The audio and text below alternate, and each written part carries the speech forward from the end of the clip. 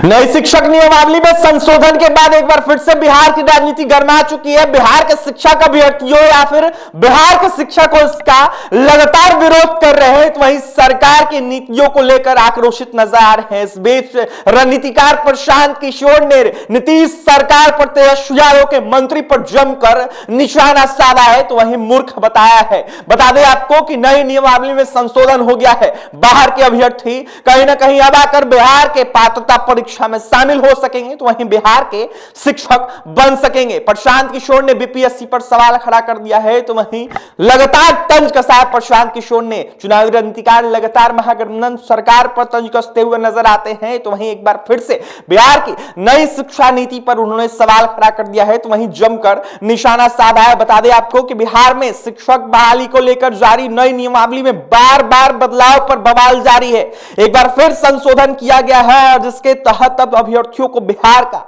अस्थायी होना आवश्यक नहीं कहा गया है होना। तो वहीं देखा जाए तो इसको लेकर शिक्षा मंत्री चंद्रशेखर के बयान पर चुनावी रणनीतिकार प्रशांत किशोर ने बुधवार को यानी कि 28 जून को हमला बोला है। पीके ने कहा है कि तेजस्वी यादव को छोड़िए, आरजेडी के लोग कुछ भी कह सकते हैं। तेजस्वी यादव की ओर से 10 लाख नौकरी देने की घोषणा पर सवाल उठाते हुए प्रशांत किशोर ने कहा है कि पिछले 10 सालों में बीपीएससी के काम करने का जो तरीका है उसको ध्यान में समझा जाए तो एक साल में 10,000 से ज्यादा लोगों को नौकरी देने की क्षमता बीपीएससी में नहीं है। प्रशांत किशोर ने बीपीएससी की कार्यप्रणाली को समझाते हुए कहा है कि अगर सरकार की नियमावली को ठीक मान भी लिया जाए तो बीपीएससी को 2 लाख शिक्षकों की नियुक्ति करने में कम से कम 5 साल लगेगा। नियोजित शिक्षकों के पास केवल 3 अवसर हैं। ये कहीं ना कहीं सीधे सीधे लोगों को मूर्ख बनाने का काम किया जा रहा है नीतीश सरकार के द्वारा। प्रशांत किशोर ने कहा है कि अगर 4,40,000 लोग 3 बार परीक्षा देने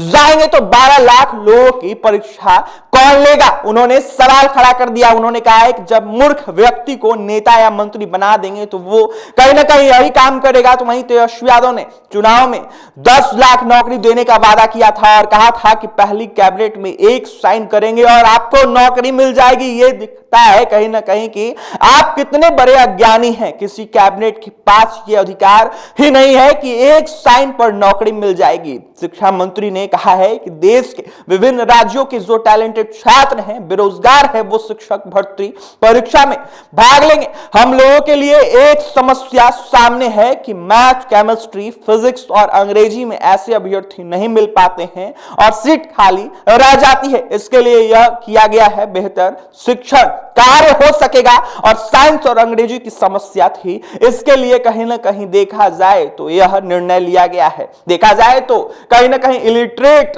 बिहार के अभ्यर्थियों को शिक्षा मंत्री ने इशारों में बताया है। शिक्षा मंत्री ने यह साफ कहा है कि बिहार के अभ्यर्थियों में कहीं ना कहीं पढ़ाने की क्षमता नहीं है, इस वजह से यह निर्णय लिया गया है। तो वहीं डोमिसाइल नीति को खत्म कर दिया गया है और नई नीति लागू कर दी गई है। बिहार के बाहर के बच्चे भी अब पात्रता परीक्षा में शामिल हो सकेंगे, तो वहीं बिहार के अभ्यर्थी बन सकेंगे। समस्या की बात कर रहे हैं चंद्रशेखर और लगातार बयान दे रहे हैं, तो वहीं इसको लेकर प्रशांत किशोर ने नीतीश सरकार पर तेजस्वी के मंत्री चंद्रशेखर पर जमकर निशाना साधा है। कई सारे सवाल खड़ा कर दिए हैं प्रशांत किशोर ने। देखने वाली बात यह होगी कि नई नियमावली संशोधन के बाद क्या कुछ नीतीश सरकार की तरफ से निर्णय लिया जाता है, लेकिन कैबिनेट में जिस तरीके से बैठक के बाद यह निर्णय लिया गया है, इसके बाद बिहार में लगातार बवाल जारी है। और भी तमाम खबरों के लिए NBC 24 के साथ बने रहें। अगर वीडियो फेसबुक पेज पे देख रहे तो हमारे पेज को लाइक फॉलो कर ले। अगर वीडियो यूट्यूब चैनल पर देख रहे तो हमारे चैनल को सब्सक्राइब करना बिल्कुल ना भूलें। अपनी प्रतिक्रिया कमेंट बॉक्स में जाकर जरूर दें। बहुत बहुत धन्यवाद।